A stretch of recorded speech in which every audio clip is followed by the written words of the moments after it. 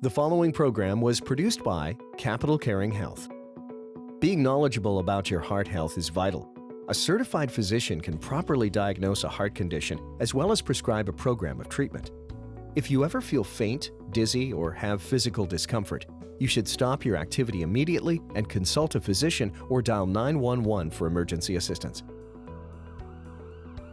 The sad reality here in America in the year 2021 is that more of our fellow citizens will die from the ongoing pandemic of heart failure than any other condition, including cancer or COVID-19. Patients with congestive heart failure alone account for more than 1 million inpatient hospital admissions annually.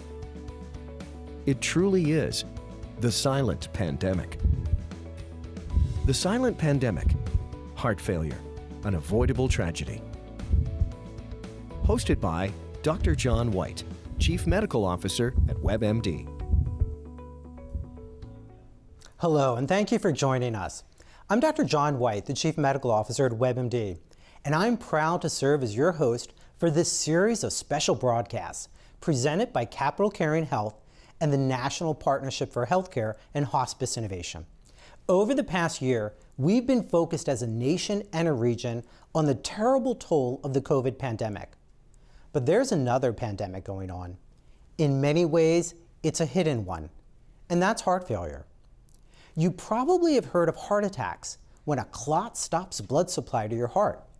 There's another type of heart disease in which the muscles of the heart become progressively weaker and can't pump enough blood to nourish the cells in your body. Think about it this way. Your heart simply can't pump enough to keep up with your body's demands. Heart failure touches many people's lives, as well as their families. There's more than 1 million hospitalizations each year due to this condition. In recent years, we've made many advances in treatments that can prevent patients from needing to go to the hospital. In fact, many can be managed at home with a better quality of life. We do this through advanced illness and hospice care, and I'm happy to report that in the nation's capital, this service can often be provided directly in a patient's home. One of the things that COVID taught us is the need to deliver more care in the home. Care that comes to you wherever you live, whether it's a private home or a group setting. Healthcare brought to the home. Care focused on symptom and pain management, as well as supportive and spiritual care.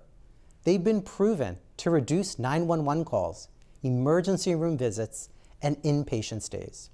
And ultimately, and most importantly, individuals and their families benefit from a better quality of life as they remain in the comforting surroundings of their own home. So how's this done? You're about to find out. After this break, we'll be meeting a family in the DC area who are supporting a loved one living with advanced heart failure. Did you know? Only a tiny fraction of individuals with end-stage congestive heart failure ever receive home care after they're hospitalized. But 100% of those patients qualify to receive care in their homes or the place they call home, all provided by Capital Caring Health. Capital Caring is the leading provider in the region of high-quality in-home care for heart failure. And whatever government or private insurance does not cover, Capital Caring will. That's because Capital Caring is more than just a trusted health provider. It's a reliable source of compassionate in-home care and hospice for all ages at all stages of life. To learn more and to receive a copy of the Advanced Cardiac Care Handbook for Patients and Caregivers, visit capitalcaring.org/cardiac or call our 24/7 helpline toll-free at 1-833-233-6014. Let me introduce you to Charlie and Beth, residents of Washington, D.C. Charlie's living with heart failure and chose to receive advanced cardiac care at home.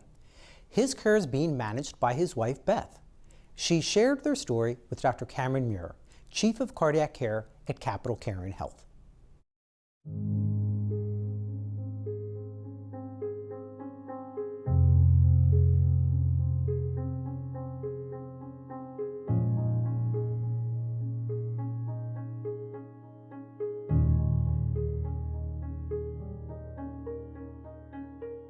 Well, good afternoon, Beth. Thank you again for having us into your home this afternoon. I'm wondering if you might introduce yourself and tell us where we are today. Well, my name is, my formal name is Elizabeth Peters, but everybody calls me Beth, and you can call me Beth.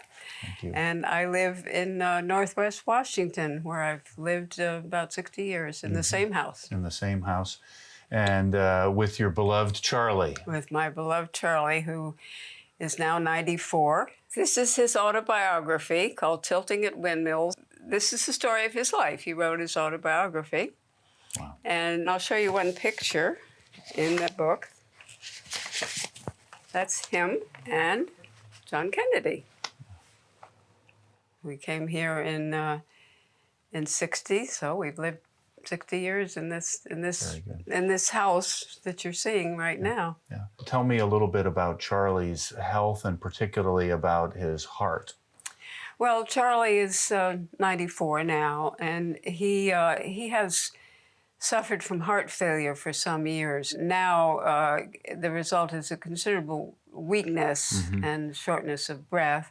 Yeah. So he needs to be quiet most of the time and in a comfortable, restful place. Yes. You all have at least one child, adult child, who lives in California, I understand. Yes, we have one son, Christian Peters. We call him Chris. And of course, one of his major concerns has been he's so far away he can't personally help us. He was starting to push us to go to a nursing home, assisted living, some kind of facility.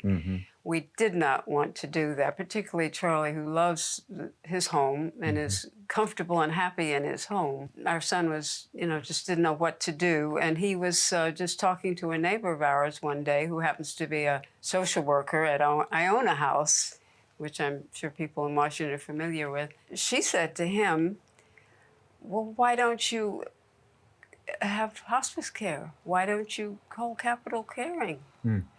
And so he related this conversation to me, to us, and I called Capital Caring. Could you imagine in your mind that you would be able to be caring for Charlie here at home safely and comfortably before you'd met Capital Caring Health? No, I could not have continued. I would have had to accede to our son's wishes. I couldn't have done it.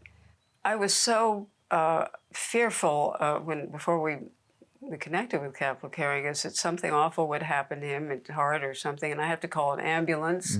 So now, if there's some kind of crisis, I call Capital Caring, and I have so many resources with them now.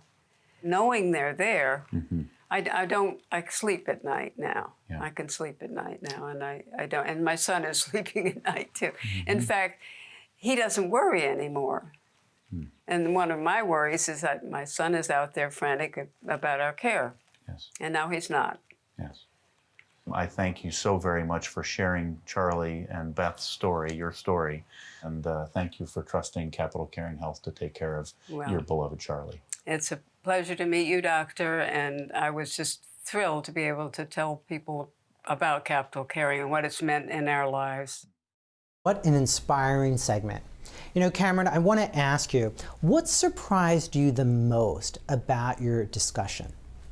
Well, Beth both surprised and just humbled me with her courage, her strength, her advocacy for Charlie. She really embodies all of what we would dream and hope of for our loved one, to be able to have that care and support in the home. She ends up being the primary person that gates things coming in and out of the house and make sure that Charlie's needs are known and that the care that he needs is brought to bear for him. But what about caregivers who might want to have care in the home, but they're just fearful that they're not going to be able to do it? They're not going to be able to participate in the care. How do we help assuage their concerns? Well, that's a great question, John. Many people are intimidated by the thought of bringing their loved one home. So our efforts are to, number one, support them as the caregiver. Make sure that they know they have a full team available to them 24 hours a day, 7 days a week, that at the end of a phone, they can call and have a visit or have some support and encouraging conversation with someone that just reinforces they've got this. let's be realistic. There's going to be some ups and downs when people start getting care in the home. What are some of those challenges? Really, there are two issues that come to mind, John, when you raise that. One is trust. The caregiver has to trust that we at Capital Caring Health are behind them and available. It's oftentimes in the evenings or on the weekend and the off hours where someone panics and says, what do I do here? We can be there to get them through that difficult time or that challenging moment. Talk to us about the quality of care they deliver, as well as how that impacts their quality of life. So, quality care is something that we put at the top of the list at Capital Caring Health. We are always focused on making sure that folks are comfortable, and that's not just a nicety, that's an intentional science of pain and symptom management that starts with good pain screening, starts with smart medication management, all of which helps to have people feel more comfortable and more confident with the care that they're receiving in the home. And it's all about that care in the home that we now know we can deliver. Well, thank you, Cameron.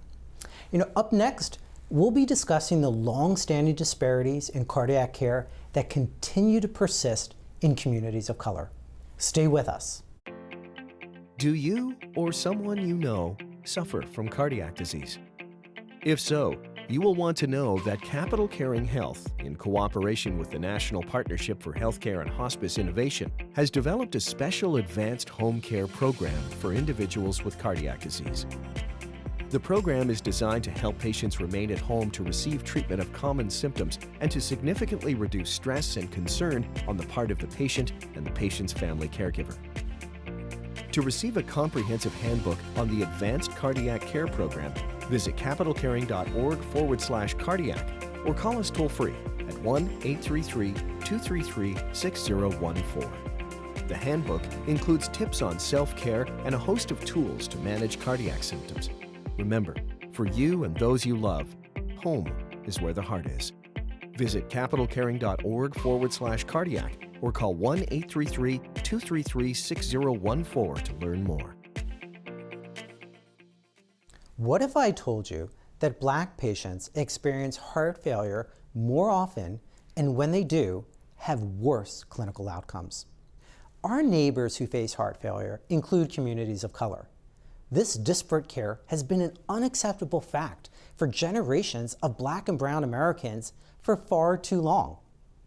The good news is that there are healthcare professionals working every day to address these disparities. I want to introduce you to Altonia Garrett and Dr. Cynthia Crawford Green, two passionate healthcare professionals who are addressing health disparities, a critical component of Capital Caring Health's mission.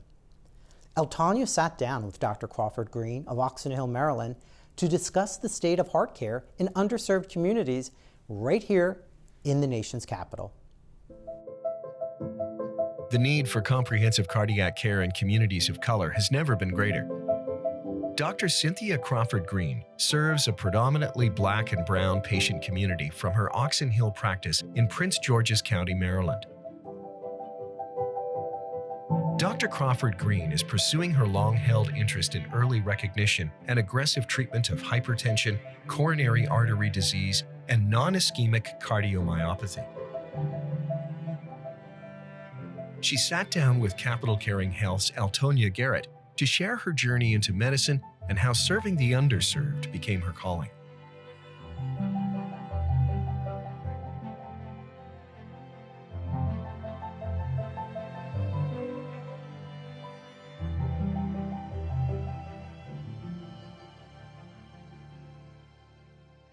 Dr. Crawford Green, thank you so much for joining us here today for this very important conversation about heart failure and heart disease.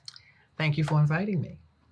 Can we start off by you telling us a little bit about yourself and you introducing yourself to the audience? Well, I'm a North Carolina girl from Durham, North Carolina, who went to the University of North Carolina at Chapel Hill for undergrad and medical school. And I finished up my training at the National Institutes of Health in cardiology. From there, I was a professor at Howard University for about 14 years before embarking upon this daunting journey of a private practice. Let's talk about the community that you serve and your patient population and a little bit about just the overall prevalence of heart disease in the country and then specifically with your patient population. Well, that's a mouthful. It was. Well, my patient population is ethnically and economically diverse. Most of the patients are based here in the DMV. I've also for years had an office in Washington, D.C., so quite a few patients from the district as well. Dr. Crawford Green, can you tell me a little bit about heart failure and heart disease? Yes, cardiovascular disease is the leading cause of death in this country for all ethnic groups. Coronary artery disease obviously is a big part of the cardiovascular deaths. And I find it always illustrative to let people know that for years in this country and around the world, it was felt that African Americans could not possibly have coronary artery disease because this was a disease that was relegated to the white, wealthy, and educated subgroups. Some of those biases persist even today when you look at multiple studies which have shown the disparate treatments of women and people of color who present with the same symptoms as a male, and how the aggressiveness for ruling out coronary artery disease or ruling out a myocardial infarction, even till today in 2021, is different in people of color and in women. Can you tell me a little bit about how the COVID-19 pandemic has impacted your business and your ability to serve and support patients with heart disease?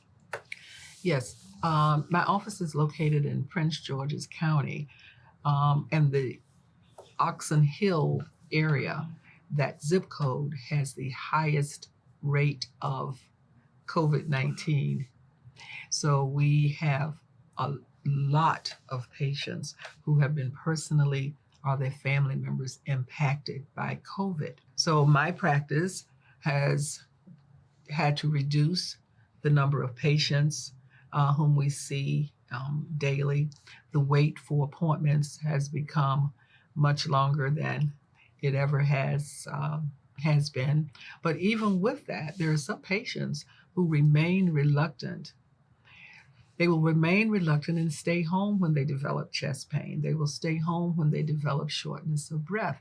So we have patients who are dying for fear of going into the hospital and contracting COVID while ignoring the symptoms of still the very common diseases such as coronary disease and myocardial infarction. Thank you. Staying in this space, talking about COVID and the impact it has on your ability to see patients, what are some other alternatives that you've used and seen beneficial to help support patients? Well, for patients who will allow someone from the outside to come into their home, if we can have some advanced care practitioners come in and check on the patients, every couple of weeks or so. The use of remote patient monitoring has worked beautifully in the COVID era. As you know, a patient with heart failure can easily pick up 5 to 7 pounds in 24 hours of fluid.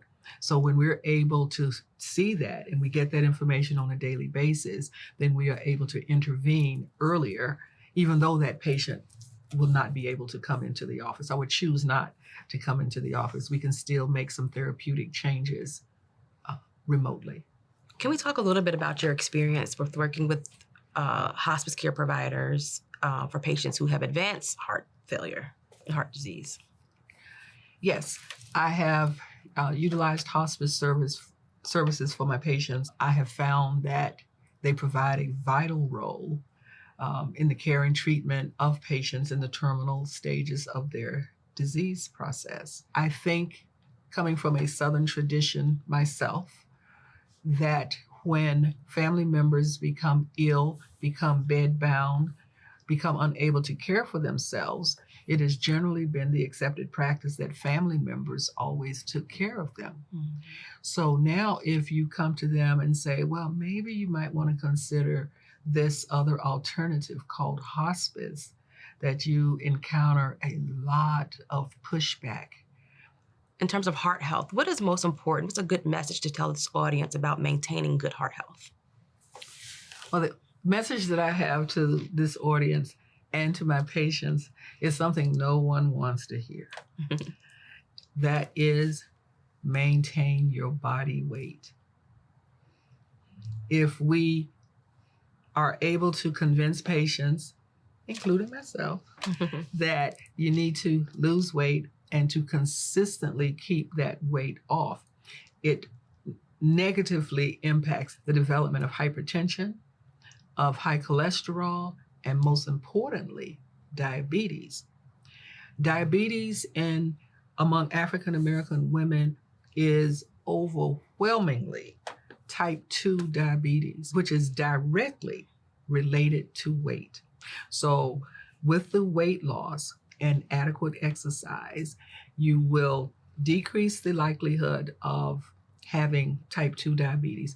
Now, don't misconstrue what I'm saying, that no one who's at the ideal body weight can have diabetes, because that is definitely not true. You can still be your ideal body weight and have it. But for most of us, if we keep that weight down, do not drink to excess, do not smoke cigarettes, and keep the blood pressure down. Watch the salt in that diet.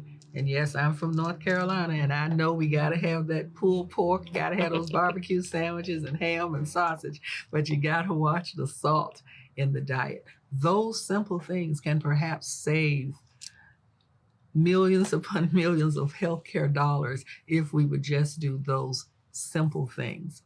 Then certainly if once we've done those and then you develop any of those diseases that we've mentioned, then obviously adherence to your medical regimen is key. Well, Dr. Crawford-Green, this has been a pleasure speaking to you. You've been very informative and enlightening, and I just appreciate your time today. Thank you very much for asking me. Altonia, I want to ask you, how do we know that bringing care into the home is going to eliminate disparities and not, like other good intentions, actually make them worse? That's a great question, John. And I think bringing in this advanced cardiac care will maybe not eliminate the disparities, but surely will help to close the gap. We are bringing care to the home, so folks don't have to worry about going out if they have issues with transportation, missing appointments. That's one of the major reasons that folks don't get the care that they need. They can't get to the doctor. So we can bring that care into the home. So that's one major step to help close the disparities and close the gap. And then what are the biggest barriers, particularly in communities of color? Is it lack of awareness of the service? Is it they don't think the condition is that serious? They don't think they can access it? What's the main reason? In the previous segment with Dr. Crawford-Green, she addressed this a little bit, and we talked about the mistrust of the system. There's a long-standing mistrust of the healthcare system amongst people of color. The other point she made, and I'll make, is that it is a limited awareness. And knowing more about the services available, how to access them, things of that nature, hold folks back. And then a third concept is my family and people of color, we often say we care for our own. So bringing in other people or seeking outside help could be seen as a little bit of taboo and against what we normally do. So those are some other reasons.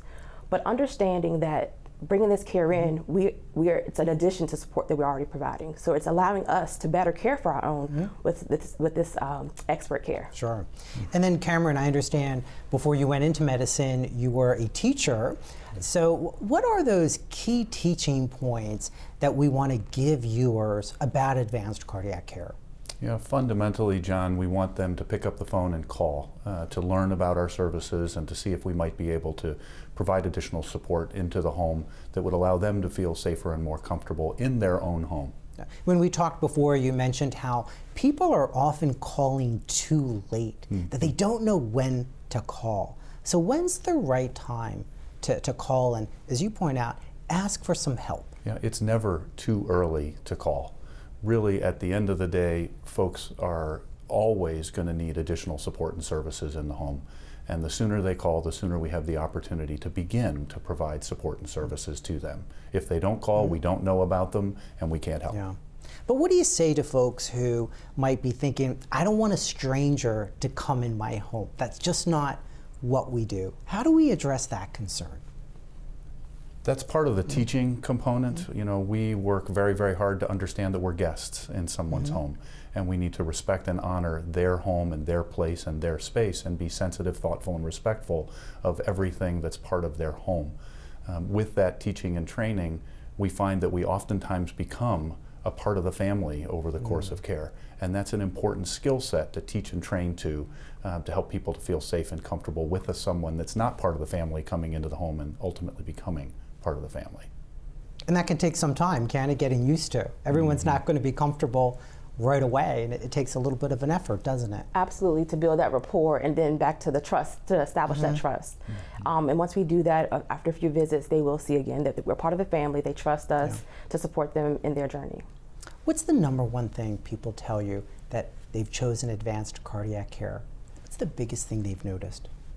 Biggest thing that they've noticed, John, is the ability to be where they want to be. Most folks would rather receive care in the home. They just don't know that that's possible.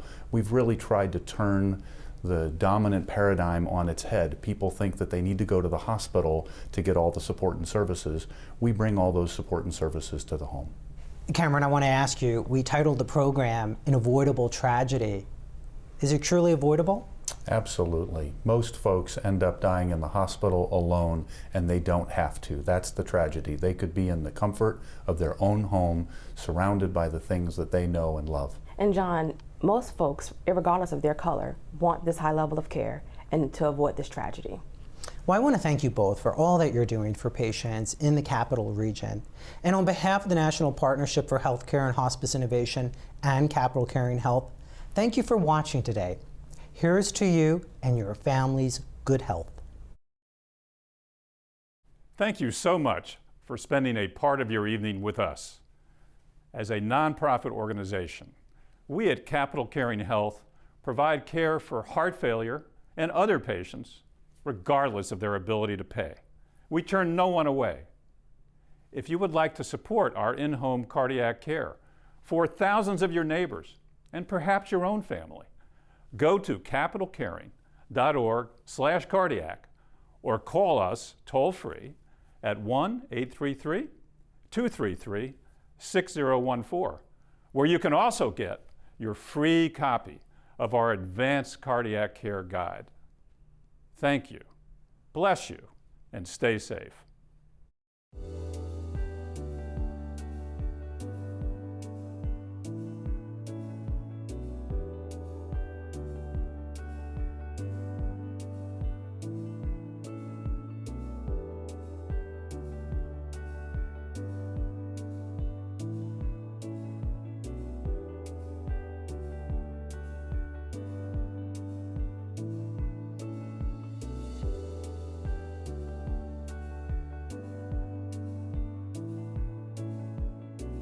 The preceding program was produced by Capital Caring Health.